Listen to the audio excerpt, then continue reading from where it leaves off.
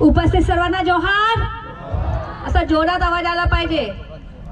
जोहार. बघा आज पालघर मध्ये आणि आपल्या नंडोरे गावामध्ये आपला बाप आलेला आहे. कोण आहे तो? बिरसा आबा. आणि बिरसा आबा तुम्हाला रोज बघणार आहे. तुम्ही सर्व आदिवासी आहेत ना? नक्की. जे जे आदिवासी आहेत त्यांनी हात वरती करा बघा. नक्की तुम्ही आदिवासी आहे आणि त्यासाठी तुमचा बाप तुमच्या गावात आलेला आहे. ते बघायला पण आलेला आहे आणि तुम्ही किती आदिवासी आहे. कारण आता झारखंडचे जे व्यक्ती आहेत ते बोलले बिरसा आबा झारखंडचे आहेत आणि जल जंगल जमीनसाठी त्यांनी लढा दिला आणि 25 वर्षी त्यांनी बलिदान दिलेलं आहे त्यांचं. कारण जल जंगल जमीन आणि आदिवासी संस्कृती वाचवायला आपण काय करतोय? आपण किती बलिदान दिलेत? किती मोर्चाला जातो? आता तुम्हाला लक्षात ठेवायला लागेल की तुमचा बाप तुमच्या गावामध्ये उभा आहे आणि प्रत्येक वस्तूवर ते लक्ष ठेवणार आहे की तुम्ही कसे वागणार आहात. आता तुम्ही सर्वांनी सांगितलं अभिमानाने आम्ही आदिवासी आहे, बरोबर? बिरसाबांनी काय सांगितलं? खूप सारे वस्तू आहेत जे बिरसाबांनी आपल्याला शिकवलेत, पण 3 मुख्य आहेत. त्याच्यामध्ये काय आहे? बिरसाबांनी आपल्याला सांगितलंय की गावामध्ये कोण उपाशी झोपला नाही पाहिजे, बरोबर? आपल्याला एक दुसऱ्याचे लक्ष ठेवायचे आहे की गावामध्ये कोण उपाशी आहे का नाही. आरोग्यासाठी सांगितलंय. गावामध्ये कोण आजारी आहे का? प्रत्येकाचे हे कर्तव्य आहे की गावामध्ये कोण आजारी असेल तर एक दुसऱ्याची मदत करायला पाहिजे. कोण अशिक्षित आहेत का? आपल्याला शिक्षणावर भर द्यायला सांगितले. असे बरेचसे मुद्दे आहेत जे बिरसाबांनी आपल्याला शिकवलेले आहे आणि सांगितलेले आहे आणि हे आपल्याला करायचे आहेत, बरोबर? सर्व तयार आहे त्यासाठी? सर्वांनी हात परत वरती करायचे आहे. आम्ही तयार आहेत. अरे खूप कमी हात वरती आले असं वाटते, दिसत नाही मला. त्याचबरोबर आपल्याला आदिवासी संस्कृती काय आहे हे आपल्याला टिकवायचे आहे.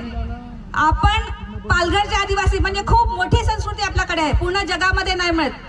मी इथेच नाही, मी भारताच्या बाहेर पण गेलेले आहे, पण आदिवासीच्या पालघर जिल्ह्यामध्ये जी संस्कृती आहे ती कुठेही नाही मिळत. आपल्याकडे भगत आहे, आपल्याकडे सवासीन आहे, आपल्याकडे धवलेरी आहे, आपल्याकडे गाव पंच आहे, आपल्याकडे गाव पंच प्रमुख बसतात जे पूर्ण गावाला बांधून ठेवतात. आपण काय सांगतो? आपण स्वावलंबी बनलं पाहिजे, बरोबर ना? जेव्हा स्वावलंबी गाव असेल तेव्हा गावाचा विकास होतो आणि हे आपल्या हातात आहे. सरपंच मॅडम तुम्हाला पण सांगते की गावाचा विकास कशाने होणार? जेव्हा गाव स्वावलंबी होईल आणि गावाची व्यवस्था आपल्याला आपल्या पूर्वजांनी खूप चांगल्या प्रकारे करून दिलेली आहे. आता थोडासा भर आपल्याला त्यावर पण टाकावा लागेल. थोडंसं लक्ष ठेवा की आता आपल्याकडे भरपूर लग्न होत आहेत. तुमच्याकडे लग्न कोण लावायला येते? कोण लावायला येते? सांगा बरं. कोण लग्न लावतो? आदिवासीचे लग्न कोण लावते? ब्राह्मण लावतो. तुम्ही आता सांगितलं आम्ही आदिवासी आहे. कोण लावते? धवलेरी. मग यापुढे कोणी लग्न लावलं पाहिजे? धवलेरी. हे तुम्ही लक्षात ठेवलं पाहिजे. आता आपला बाप आपल्या गावात आलेला आहे आणि तुम्ही आदिवासी बनलेले आहेत, तर प्रत्येक संस्कृती आदिवासी परंपरा ही जपली पाहिजे. हे तुमची जिम्मेदारी आहे. यापुढे आदिवासी लग्न तुमच्याकडे लग्न असेल तर धवलेरीत लग्न लावायला आली पाहिजे. तुमच्याकडे जर एखादं मयत झालं असेल तर कोणाला पाहिजे? भगत का बामण का फादर एखाद? भगत. लग्नाचा चौक कोणी लिहिला पाहिजे? कोणी? चौकेदार का सवासीन? सवासीन. तुमच्याकडे सवासीन नसेल तर आम्ही येऊ शिकवायला आणि यापुढे महिलांनी चौक लिहिला पाहिजे, कारण का महिलांचा तो अधिकार आहे, बरोबर?